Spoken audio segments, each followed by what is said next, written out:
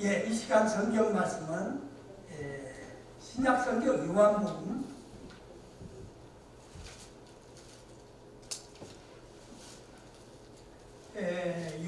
15장 9절서부터 15절 말씀까지 보시도록 하시겠습니다. 제 성경 페이지로는 173페이지입니다.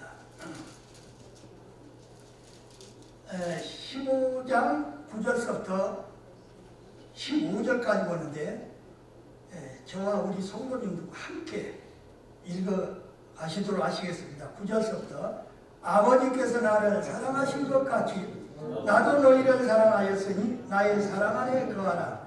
내가 아버지의 계명을 지켜 그의 사랑 안에 거하는 것 같이 너희도 내 계명을 지키면 내 사랑 안에 거하리라. 내가 이것을 너희에게 이름은 내 기쁨이 너희 안에 있어 너희 기쁨을 충만하게 하려 함이라. 내 계명은 곧 내가 너희를 사랑하는 것 같이 너희도 서로 사랑하라 하는 이것이니라. 사람이 친구를 위하여 자기 목숨을 버리며 이보다 더 큰 사랑이 없나니 너희는 내가 명하는 대로 행하면 곧 나의 친구라. 이제부터는 너희를 종이라 하지 아니하리니 종은 주인의 하는 것을 알지 못함이라. 너희를 친구라 하였노니 내가 내 아버지께 들은 것을 다 너희에게 알게 하였습니다. 아멘. 예, 오늘 이 본문 말씀을 중심으로 함께 은혜를 나누고자 하는 말씀은 예수님의 사랑 안에 거하라 라는 말씀으로 은혜를 나누고자 합니다. 예수님께서 내 안에, 내가 예수님 안에 거한다는 의미는 어떤 것일까요?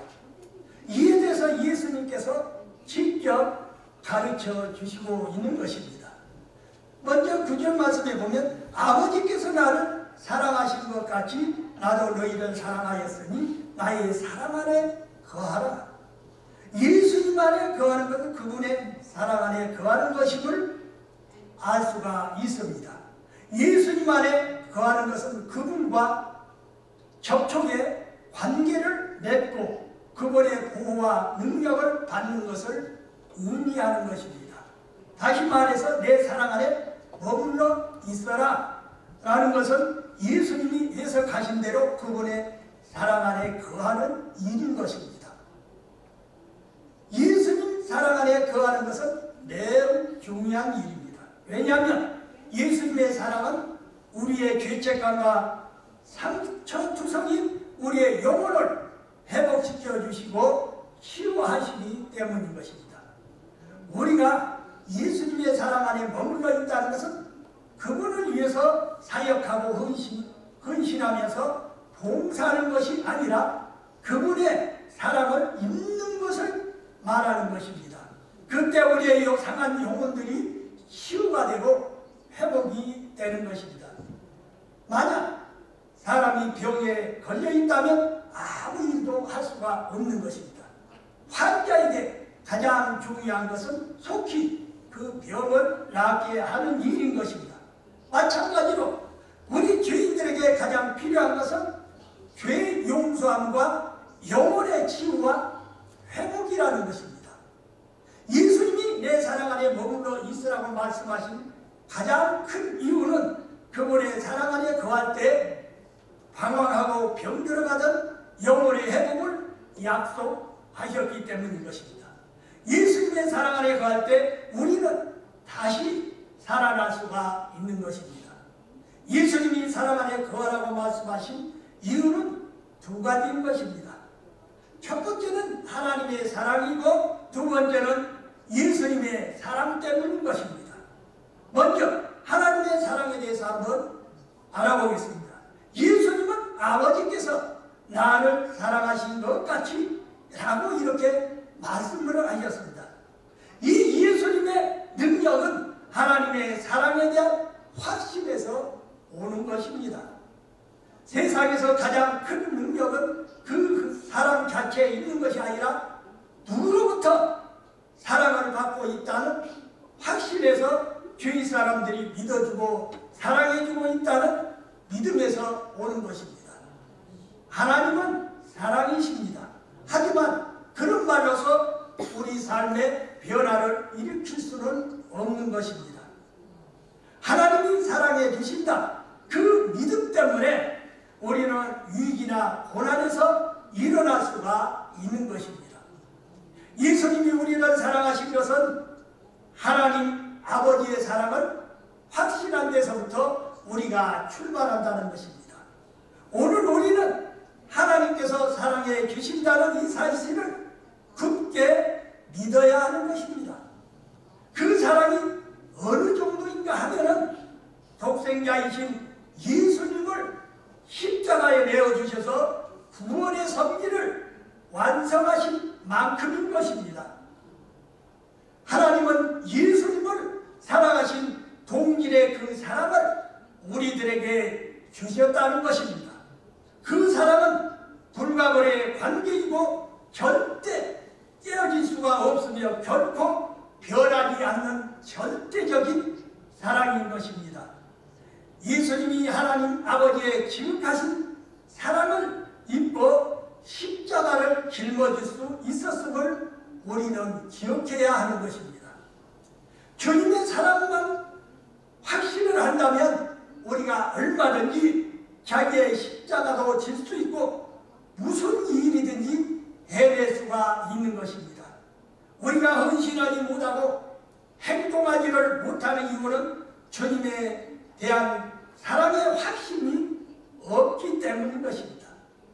다음으로 예수님의 사랑에 대해서 한번 알아봅시다. 예수님은 내 사랑 안에 머물러 있으라 이렇게 말씀하셨습니다. 하나님 아버지께서 예수님을 사랑하신 것처럼 예수님도 우리들을 사랑하신다고 말씀을 하셨습니다. 예수님은 우리를 향해 가슴에 품어도 만족하지 못하는 아주 크고도 넓은 사랑을 하시는 것입니다. 그리고 그런 사랑 안에 거할 것을 우리들에게 말씀을 하셨습니다. 예수님의 사랑은 변함이 없고 확실하며 영원하는 것입니다. 그 사랑은 치유와 회복의 능력이 있는 것입니다. 예수님은 그 사랑 안으로 들어와 거하라고 초청을 하신 것입니다. 10절의 말씀입니다. 내가 아버지의 계명을 지켜 그의 사랑 안에 거하는 것 같이 너희도 내 계명을 지키며 내 사랑 안에 거하리라.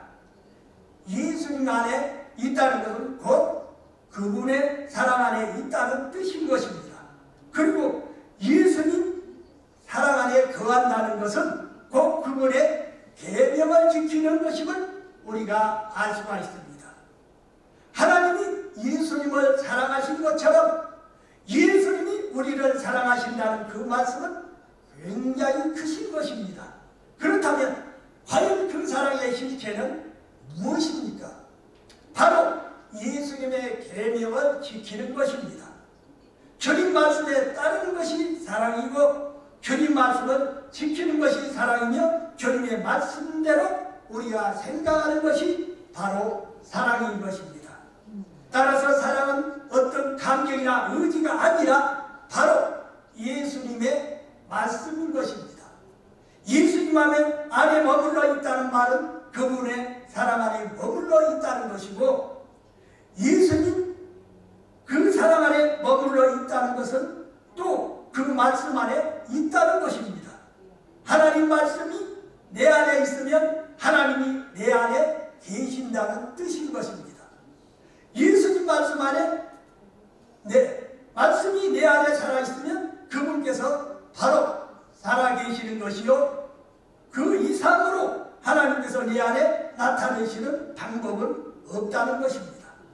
예수님께서 내 안에 머물러 있어라, 내 사랑 안에 있어라, 내 계명을 지켜라 라고 말씀하신 것은 모두 같은 뜻인 것입니다.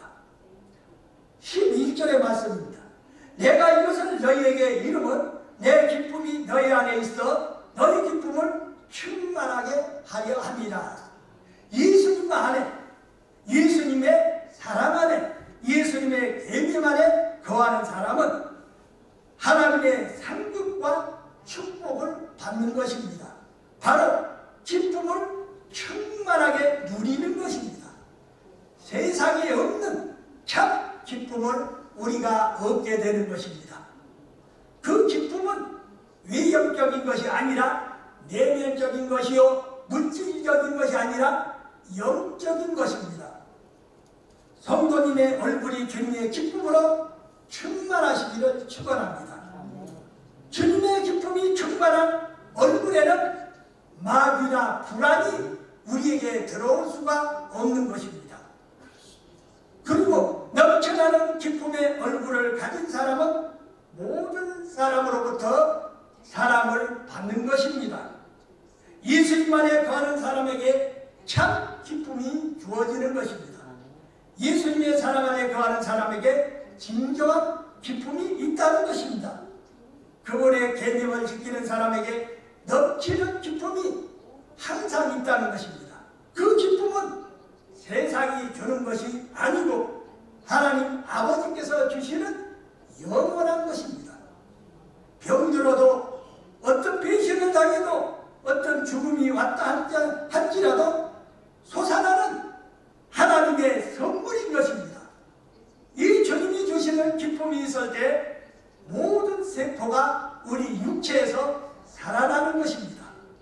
기쁨은 어떠한 죄도 용서하고 어떠한 실수도 회복시켜 주는 것입니다. 어떤 사람은 상대에 대해 절대로 용서하지를 않고 엄격하게 대하는 율법적인 성향을 갖고 있는 사람도 있습니다. 예수님은 성경에 쓰여있는 수많은 계명 중에서 최고의 계명을 정의해 주셨습니다. 이것은 바로 기독교의 본질을 이루는 것이기도 합니다. 12절의 말씀입니다. 내 계명은 곧 내가 너희를 사랑하는 것 같이 너희도 서로 사랑하라 하는 이것이니라. 신구약 성경 전체를 녹여서 한 단어로 정리한다면 바로 사랑인 것입니다. 하나님은 사랑입니다. 예수님은 우리를 사랑하십니다. 그것은 그 십자가의 사랑을 가리키는 것입니다. 만약 우리가 하나님을 믿고 십자가의 도를 따르는 그리스도의 제자라고 한다면 우리의 삶은 한마디로 형제에 대한 사랑으로 일관을 해야 합니다. 기독교는 사랑을 빼면 아무것도 아닌 것입니다. 사람은 사랑 대신에 권력을 택하는 경향들이 많습니다. 권력은 자신의 영향력을 많이 발휘해 많은 사람을 지배하려는 힘을 가지고 있기 때문입니다. 그러나 예수님의 말씀하신 최고의 계명은 서로 사랑하는 것입니다. 오늘 그 사랑이 우리의 심령 속에 있기를 축원합니다.